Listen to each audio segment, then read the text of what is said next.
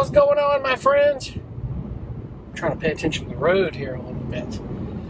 Hope you guys are well. I just wanted to jump on and had something on my mind, something musically on my mind. I was thinking about earlier to talk about, and I get quite a bit of briefs from publishers on music calls for different types of music. And, you know, in reality, if you're with enough publishers or they get enough work, reality is you're not really going to be able to do all of them. I mean, you can try to conquer them all. It's okay. I just did one that had a 12-hour turnaround the other night with a publisher for a certain type of music. It was so easy. I gave them everything they wanted, but it had a lot of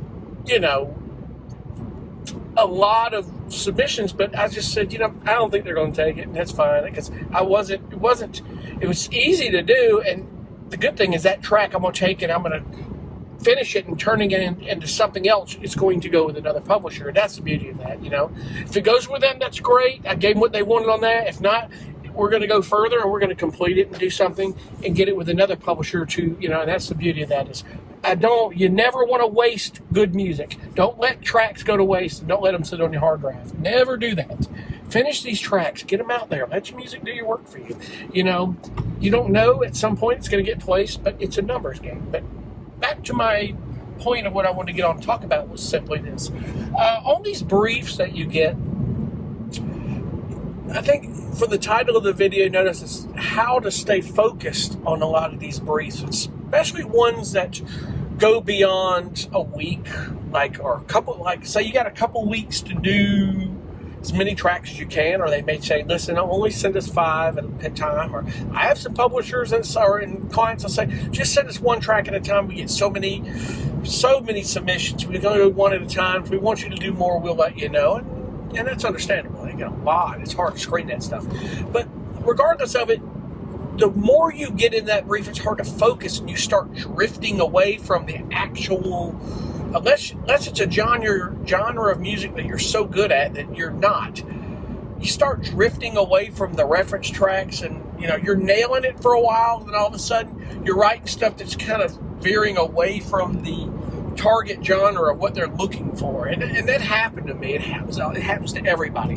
Don't let anybody tell you it doesn't happen to them, because the more you write and it just starts getting redundant, sometimes you start drifting off and you're pushing creative ways, start doing different things and breaking too many rules.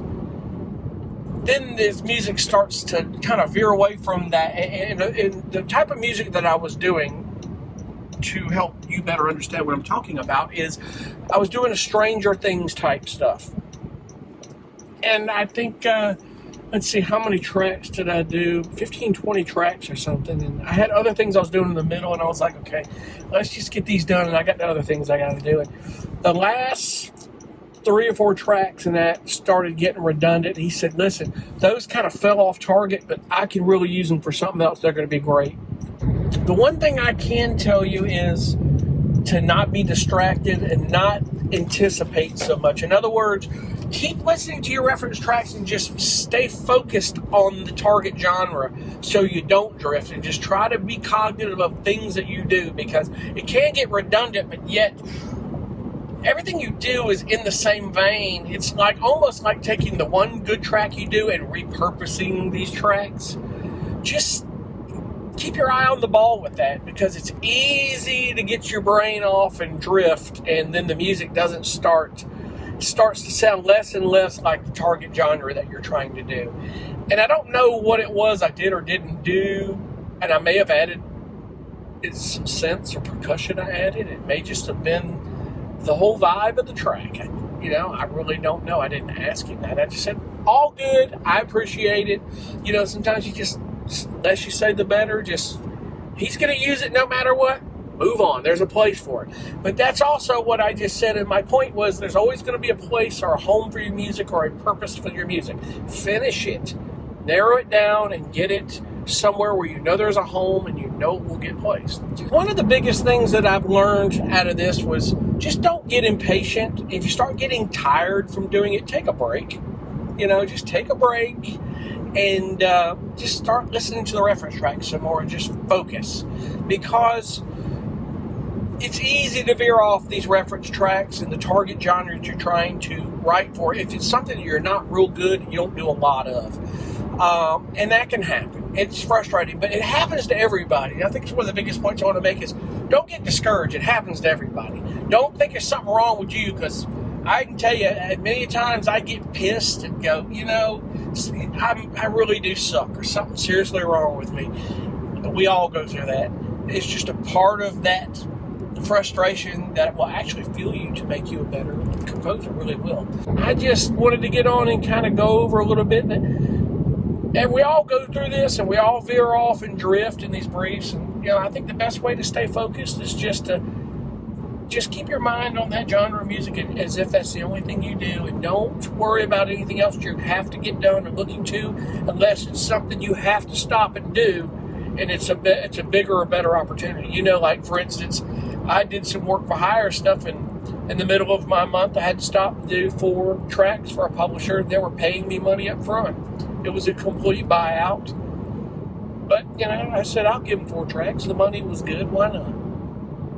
I took the time to do it. But overall, I would just focus on that one thing as if it's the only thing you do. And I think that will help you really nail these music briefs. Listen to the reference tracks, go out and just listen to things that are in that vein, and try to get what information you can out of YouTube with other composers that are doing it. Because one thing I found, and you've seen it as well, if you're watching me talk, you're one of these people that find a lot of value and gain a lot of insight with other composers showing you how they're doing it on YouTube. Listen, these people have nothing to hide.